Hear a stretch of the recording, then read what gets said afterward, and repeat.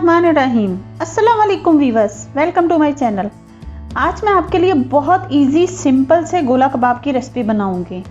इनको बनाना बहुत आसान है, लेकिन इनको बनाने से पहले मैं आपको बता दूं कि अगर आप गोश्त लेके तो उसका कीमा बनवा रहे हैं तो आप उसमें थोड़ी सी चर्बी ज़रूर डलवाइएगा। चर्बी डालने से ये होता है कि उसमें एक लेसी बन जाती है और फिर आपके कबाब टूटते नहीं हैं और बहुत अच्छे बनते हैं। गोला कबाब बनाने के लिए यहाँ मैंने हाफ kg कीमा लिया है। मैंने मटन का लिया, आप मटन का ले लें, बीफ का ले लें, आपकी अपनी चॉइस है।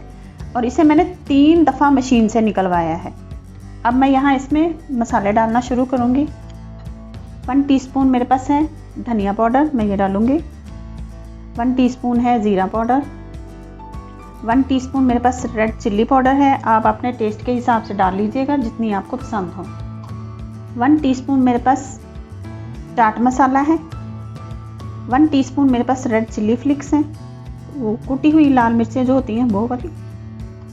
1 टीस्पून मेरे पास सौंठ का पाउडर है, यानी कि वो सूखा अदरक जो होता है, ड्राई जिंजर, उसका पाउडर है।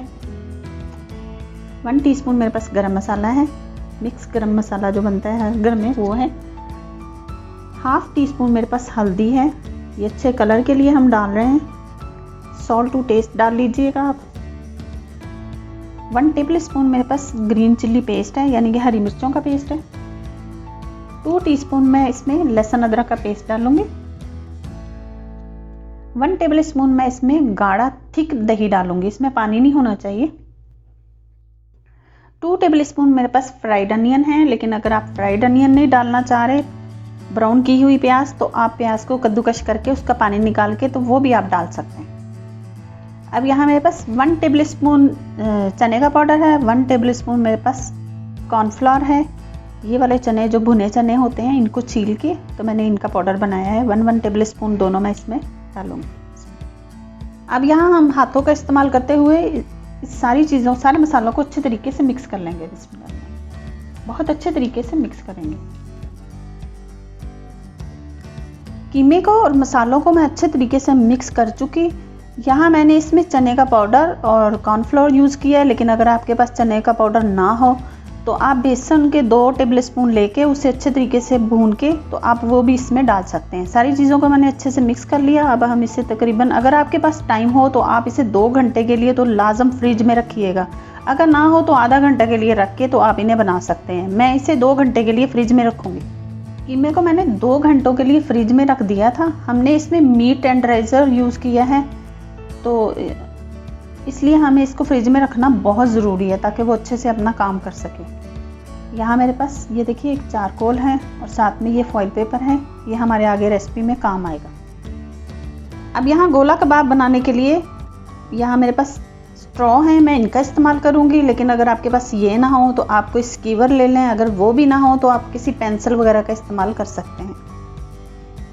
अब मैं यहाँ से कीमा लूँगी।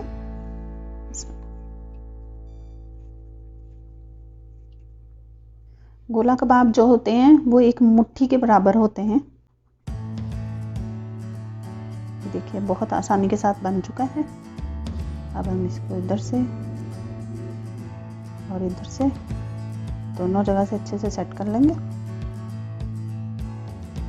और ये देखिए बहुत आसानी से हमारा कबाब रेडी हो गया है। ये देखिए, अब मैं ऐसे ही सारे बनाने के बाद आपको दिखाती हूँ।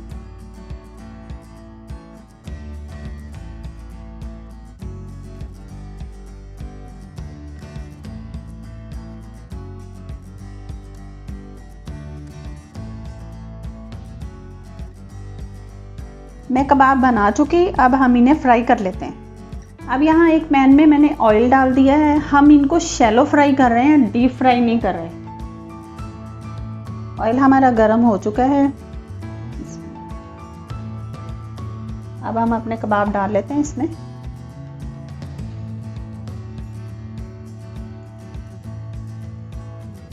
मीडियम सी फ्लेम पे हम इनको बनाएंगे, ना तो बहुत ज़्यादा तेज़ करेंगे ना बहुत लो करेंगे कि कीमा हमारा पानी ही छोड़ दे। इनकी एक साइड पकने तक हम इन्हें हिलाएंगे नहीं। चेक कर लेते हैं हम अपने कबाबों को।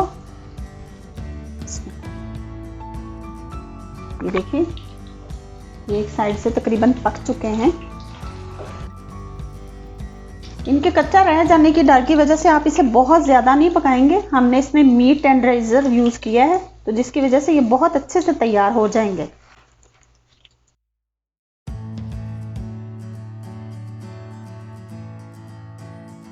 कबाब हमारे रेडी हो चुके हैं, ये देखिए अच्छे से फ्राई हो चुके हैं। अब मैं इन्हें प्लेट में निकाल लेती हूँ।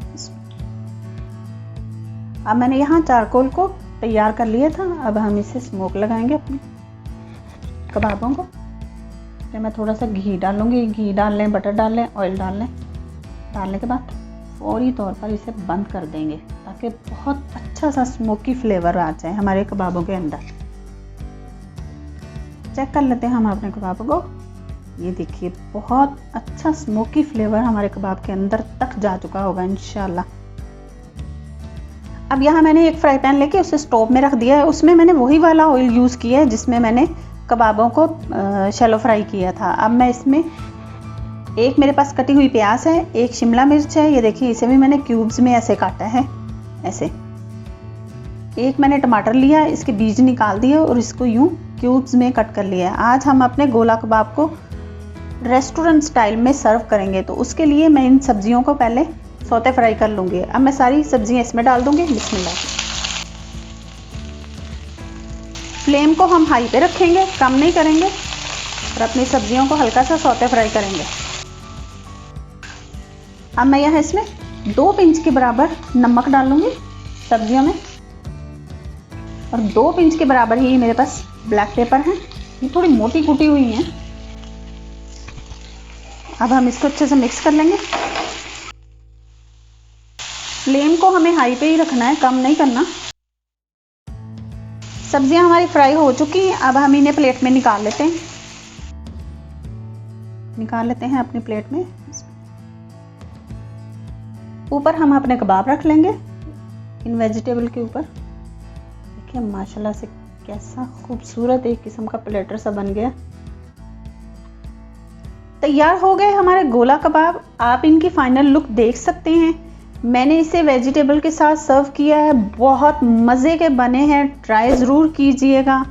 इस वक्त इनकी खुशबू से मेरा पूरा किचन महक रहा है। आप ट्राई कीजिएगा और मुझे भी फीडबैक दीजिएगा कि मेरी रेसिपीज़ आपको कैसी लग रही हैं।